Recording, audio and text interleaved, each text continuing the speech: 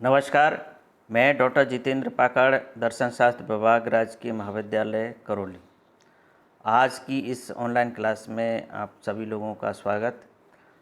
हम आपको आज बीए पार्ट थर्ड का जो पेपर है सांख्य योग, उस पेपर के सांख्य दर्शन का जो चैप्टर है, जो उस चैप्टर के हम विभिन्न बिंदुओं पर पिछले वीडियोज़ में चर्चा कर चुके हैं। विशेष रूप से सांख्य दर्शन जो दो तत्वों की सत्ता को मानता है, प्रकृति और पुरुष, उनके स्वरूप, उनके अस्तित्व के प्रमाण की चर्चा हम कर चुके हैं। अब हम यहाँ पर आज जो सांख्य दर्शन का जो प्रकृति है, उस प्रकृति में जो 3 गुण निहित होते हैं, उन 3 गुणों की स्वरूप की चर्चा हम पिछले वीडियोज़ में कर चुके हैं। आज हम उन गुणों में जो परिवर्तन होता है और जिस परिवर्तन के कारण सृष्टि के विकास की प्रारंभ होता है, उसकी हम यहाँ पर आप लोगों से विस्तार से बातचीत करेंगे, चर्चा करेंगे। आप लोग ध्यान से इसको सुनेंगे। तो गुणों में परिवर्तन, चूँकि प्रकृति में 3 प्रकार के गुण पाए जाते हैं: सत्व गुण, रजस गुण एवं तमस गुण। इनकी चर्चा हम कर चुके हैं। सत्व गुण ज्ञान का प्रतीक है, रजस क्रिया प्रेरक है एवं तमस गुण अज्ञान अथवा अंधकार का प्रतीक है। जब गुणों के स्वरूप की हमने बात की थी, तो उसमें हमने गुणों के स्वरूप की बात की को विस्तार से समझाया भी था, लेकिन हम यहाँ एक बार फिर से इस बात को आप लोगों को बताएं कि जो सत्व गुण है वो ज्ञान का प्रतीक है। ज्ञान का मतलब प्रकाश का प्रतीक है।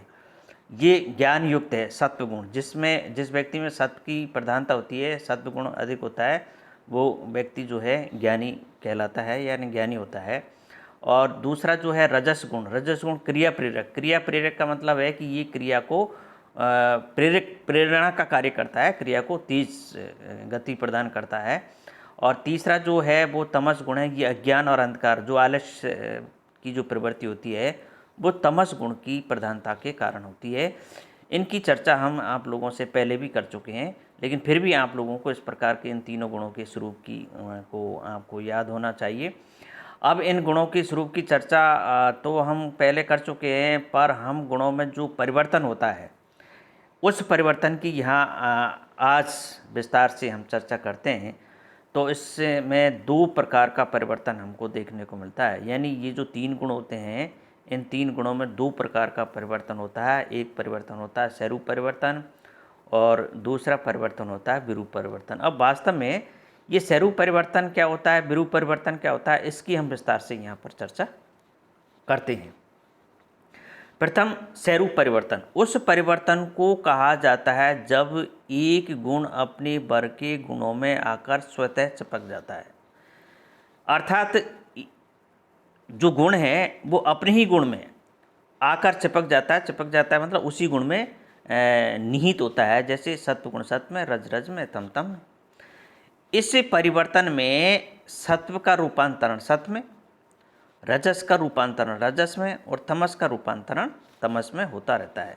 यानी ये जो रूपांतरण होता है, ये अपने गुणों में ही रूपांतरित होता है, सत सत में, रज रज में, तम तम में।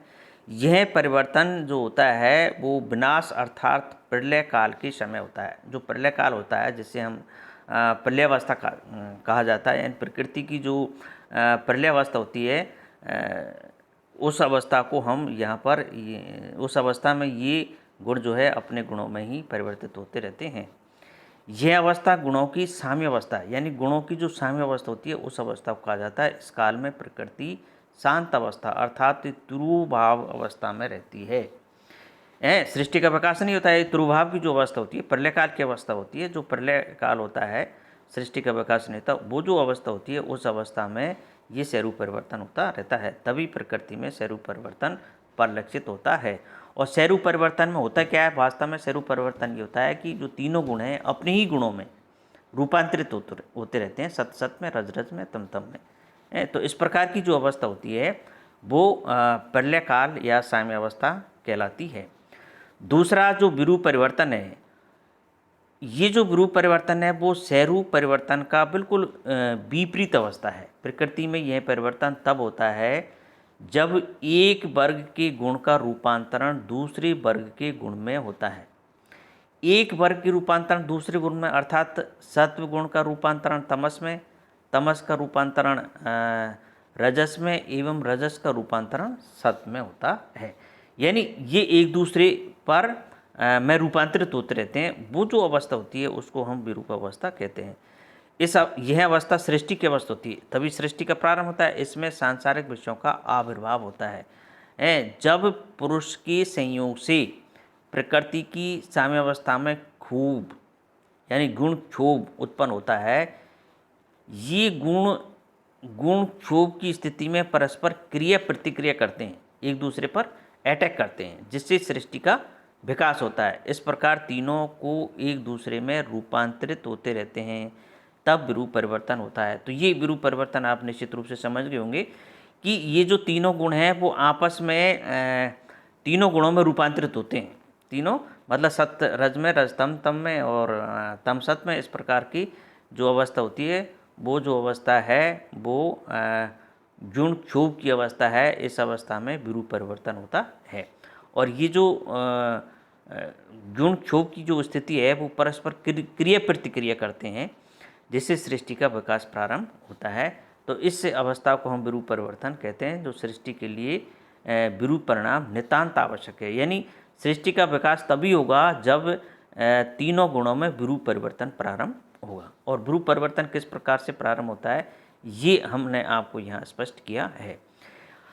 अब हम देखते हैं कि यद्यपि सत्व, रजस और तमस एक दूसरे की विरोधी स्वभाव के हैं, ये तीनों गुण विरोधी स्वभाव के हैं, ये बात हम पहले बता चुके हैं, फिर भी इनके सहयोग से विभिन्न वस्तुओं का निर्माण होता है।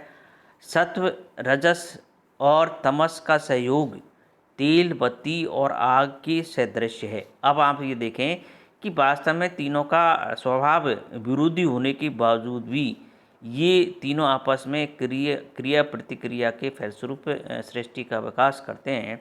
तो ये संभव होता कैसे? ये संभव उसी प्रकार से होता है जैसे हम एक उदाहरण के माध्यम से इसको इस प्रकार से समझें कि तेल, बत्ती और आग ये विपरीत स्वभाव के होते हुए भी जब एक निश्चित संयोग इनमें होता है तो ये प्रकाश उत्पन्न करते हैं। तो ठीक उसी प्रकार से ये तीनों गुण जो है आपस में सहयोग होकर के सृष्टि का निर्माण करते हैं। तो ये इस प्रकार से हैं, तेल, बत्ती और आग के सहयोग से प्रकाश का निर्माण होता है। उसी प्रकार सत्व, रजस और तमस आपस में मिलकर वस्तुओं को निर्मित करते हैं। तो तेल, बत्ती और आग जो है विपरीत स्वभाव के होते हुए भी ये प्रकाश उत्पन्न करते हैं, ज्योति उत्पन्न करते हैं। तो ठीक उसी प्रकार से तीनों गुणों का स्वभाव विरोधी होते हुए भी आपस में सहयोग करके प्रतिक्रिया करके विरूप अवस्था में ये प्रकृति का निर्माण करते हैं, यानी प्रकृति की जो वस्तुएं हैं उन वस्तुओं का निर्माण करते हैं। अब हम ये बात पहले आप लोगों को बता चुके हैं कि प्रकृति व्यक्त और अव्यक्त दो अवस्था होती है। तो जो अव्यक्त अवस्था होती है वो तुरुभाव की अवस्था है, और व्यक्त अवस्था जो होती है वो विरूप अवस्था के बाद में जो प्रकृति के जो तत्वों का निर्माण होता है वो उसकी व्यक्त अवस्था कहलाती है। इस प्रकार विश्व की समस्त वस्तुओं में तीन गुण निहित होने के कारण इन्हें त्रिगुणात्मक कहा जाता है। यानी संसार की जितनी भी जो वस्तु हैं उन वस्तुओं में ये तीन गुण निहित होते हैं।